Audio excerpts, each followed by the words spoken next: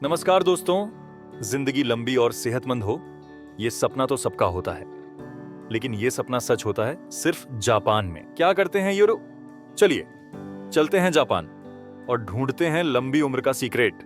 आंकड़ों को देखो तो पता चलेगा कि जापान हमेशा लाइफ एक्सपेक्टेंसी की लिस्ट में सबसे ऊपर रहता है। औसतन वहां मर्द और औरतें दोनों 84 साल से भी ज्यादा जीते हैं। तो उनका राज क्या है? चलो इन राजों को गहराई से समझते हैं। नंबर 1, सेहतमंद खाना।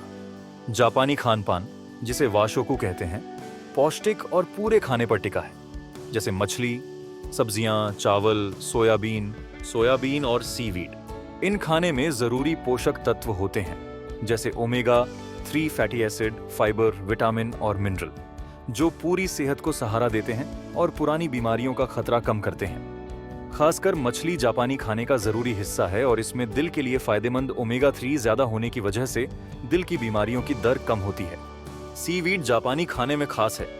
इसके कई रूप हैं और भले ही इनमें पोषक तत्वों की मात्रा अलग अलग हो, लेकिन ज्यादातर समुद्री पौधों में आयोडीन, तांबा और लोहा जैसे मिनरल, एंटीऑक्सीडेंट, प्रोटीन, फाइबर और फायदेमंद ओमेगा 3 फैट होते हैं। मिडिल एज्ड के जापानी मर्दों में अमेरिकी मर्दों के मुकाबले धमनियों में कोलेस्ट्रॉल कम जमा होता है, जिसका कारण समुद्री खाने का ज्यादा सेवन है।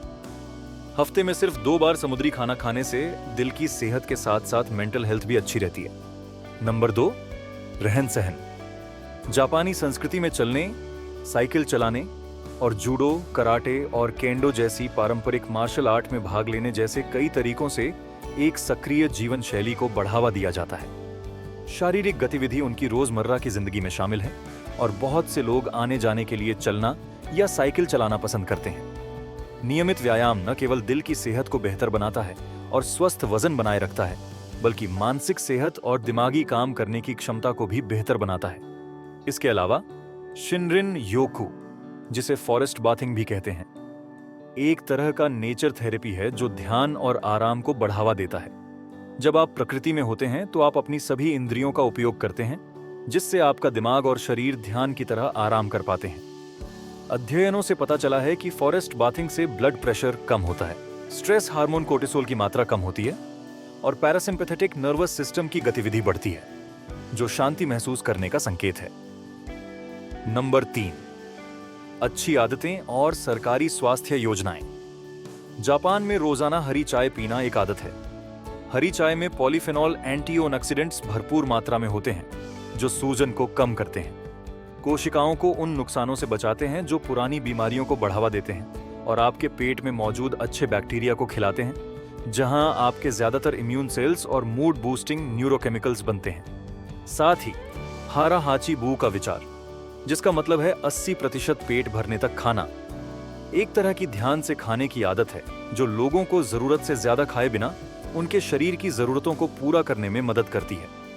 जापान ने अच्छी आदतें बढ़ाने और बीमारियों को रोकने के लिए कई सरकारी स्वास्थ्य योजनाएं लागू की हैं। इन योजनाओं में तंबाकू नियंत्रण उपाय, पोषण शिक्षा कार्यक्रम और शारीरिक गतिविधि और मानसिक स्वास्थ्य को बढ़ावा देने वाले अभियान शामिल हैं। आगे बढ़ने से पहले मेरे पास आपके लिए एक छोटा सा चैलेंज है, जो पूरा करने में 5 सेकंड लगेंगे।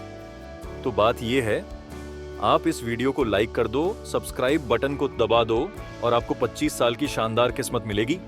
कोशिश करो, ये सच में काम करता है, मैंने भी ट्राई किया है। नंबर 4, सामाजिक सहारा। जापानी समाज में सामाजिक एकता और सामुदायिक रिश्तों पर बहुत जोर दिया जाता है।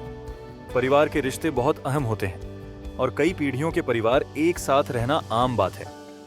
ये सामाजिक सहारा भावनात्मक स्थिरता देता है, तनाव कम करता है और अपनेपन और उद्देश्य की भावना पैदा करता है, जो जीवन भर मानसिक और भावनात्मक सेहत बनाए रखने के लिए जरूरी है।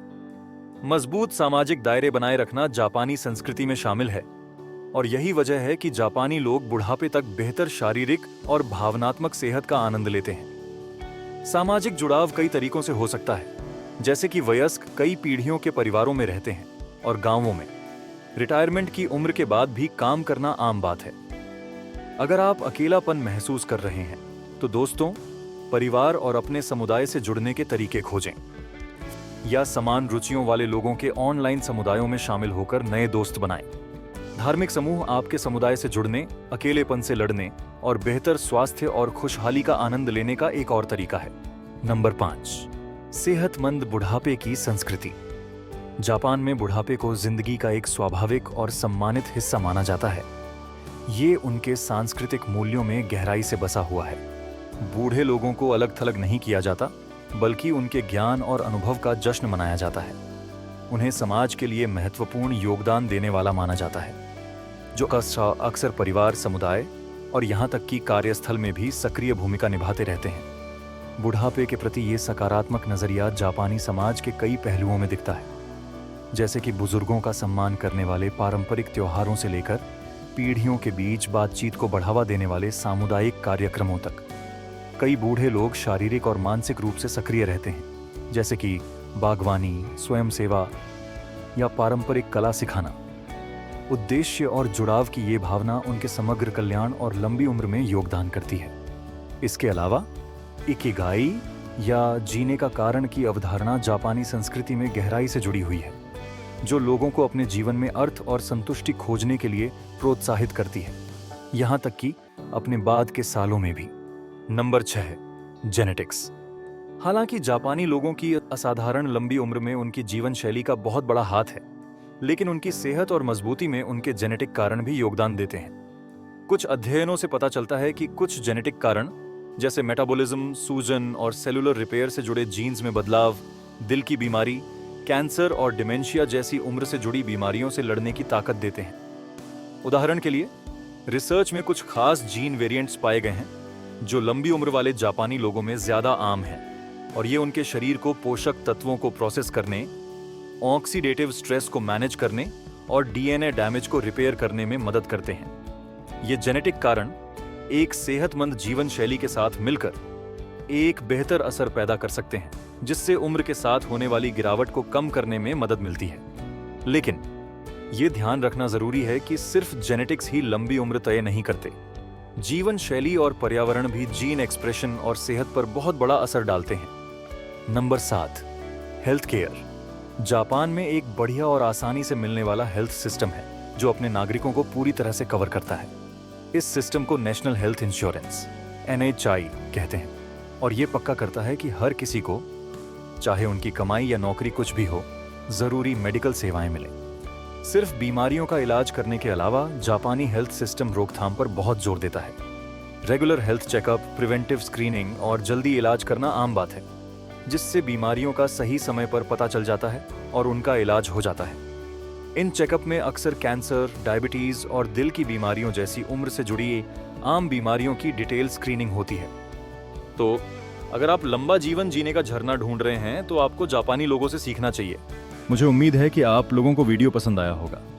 अगर आपको पसंद आया तो वीडियो को लाइक और सब्सक्राइब करें। इससे हमें ऐसे वीडियो बनाने के लिए एनकरेजमेंट मिलेगा।